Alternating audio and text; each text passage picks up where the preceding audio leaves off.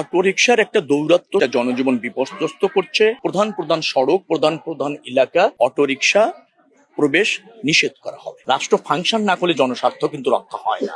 সর্বনিম্ন ভাড়া বৃদ্ধিটা নিশ্চিত করেছে, আপনারা জানেন যে পার কিলোমিটার 11 পয়সা অনলি। এটা সমন্বয় করা হয়েছে এবং এও বলা হয়েছে যে যদি তেলের দাম আবার কমে যায়, আন্তর্জাতিক বাজারের সাথে তো বাংলাদেশের বাজারের একটা সম্পর্ক আছে, কমে গেলে ওই একই অনুপাতে যে ফর্মুলাটা আছে সেই অনুপাতে কমে যাবে এবং এরপর আমরা ভাড়া সমন্বয় করতে আর কোনো মিটিং এর প্রয়োজন হবে না। তেলের দাম বাড়লে কমলে যে প্রক্রিয়াটা ভাড়া নির্ধারিত হয় বা বিবেচনায় নেওয়া হয় সেটা প্রতিষ্ঠিত একটা প্রক্রিয়া, ওই অনুপাতে সমন্বয় করা হবে।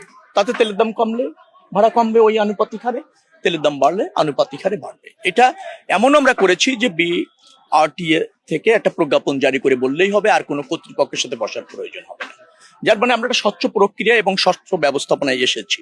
এটা নিয়ে কোনো অসন্তোষ থাকার কোনো সুযোগ নেই। আর যেভাবে সরকার এবং সব পক্ষ মিলে নির্ধারণ করা হয়েছে ভাড়া বৃদ্ধির প্রজ্ঞাপন যেটা যুক্ত হয়েছে, তার ব্যত্যয় থাকার কোনো সুযোগ নেই। না, আমাদের গ্যাসের ভাড়া যেহেতু বাড়েনি, অতএব গ্যাস চালিত যানবাহনের ভাড়া বাড়বে না। আপনারা গিয়ে তদন্ত করেন, যদি বিচ্যুতি ঘটে আমাকে জানান, উইল টেক নেসেসারি অ্যাকশন। এরকম কোম্পানি একই সাথে চলার ফাংশন করে আমাদের এখানে কম। তবে ওই একই রুটেও যদি থাকে, আমাদের সিদ্ধান্ত এরকম যে যেহেতু তেলের দাম বেড়েছে, ডিজেলেরটা কিলোমিটার প্রতি অতটুকু তারা ভাড়া বেশি নিতে পারবে, মানে বৃদ্ধিটা অনুমোদিত অথবা সমন্বয়টা অনুমোদিত, আপনি যে ভাষায় বলেন। আর যেটা গ্যাস চালিত তাতে যে ভাড়া আগে বহাল ছিল সেটাই থাকবে, এর বিচ্যুতি হওয়ার কোনো সুযোগ নেই।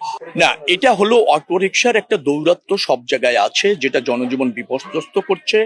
ঢাকা শহরের যানজট, যান চলাচল, মানে যানবাহনের শৃঙ্খলা ব্যাহত হচ্ছে।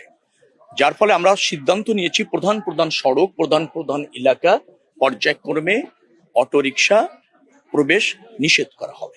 চাপ মনে করিনি। আমি বলছি আন্তর্জাতিক বাজারে আমরা প্রতিদিন যেভাবে ভর্তুকি দিচ্ছিলাম, আমরা তো এ ধরনের একটা উন্নয়নশীল রাষ্ট্র, আমরাই বাড়াইনি এবং দীর্ঘ সময় বাড়াই। দাম বাড়ার পরও তার মানে হচ্ছে we tried hour level best. কিন্তু দেখা যাচ্ছে যে পাচার হওয়ার একটা সম্ভাবনা থেকে যাচ্ছে। তারপর ধরেন ভর্তুকির মাত্রা যেভাবে বাড়ছে, আন্তর্জাতিক বাজারটা কবে নিয়ন্ত্রণ হবে বা স্থিতিশীল হবে সেই ধরনেরও সিগন্যাল পাওয়া যাচ্ছিল না, কোনো নিদর্শন দেখা যাচ্ছিল না।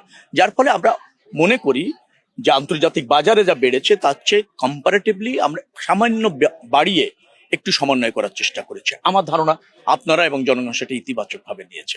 মনে রাখা দরকার, আমরা জনগণের প্রতিনিধিত্ব করি, জনগণের স্বার্থ রক্ষা করি, কিন্তু পাশাপাশি প্রতিষ্ঠানগুলি এবং রাষ্ট্রকে ফাংশন করানোর প্রয়োজন রয়েছে।